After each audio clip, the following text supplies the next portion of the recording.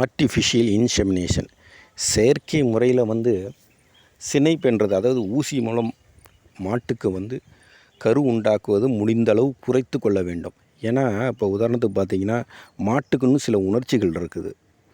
அதுக்கு நாம் மரியாதை கொடுத்து முடிந்த அளவு இயற்கை முறையில் கருத்தரிப்பு பண்ணுறதா நம்ம பார்க்கணும். அதன் மூலமாக நாட்டு மாடுகள் பாதுகாக்கப்படும்.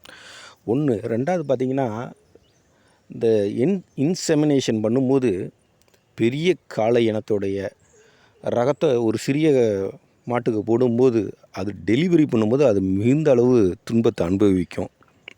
அது ஒரு பாவம். இதை மாதிரி விஷயத்தை தேவைப்பட்டால் தவிர்க்க முடியாத சமயத்தில் இதை பயன்படுத்தலாம்.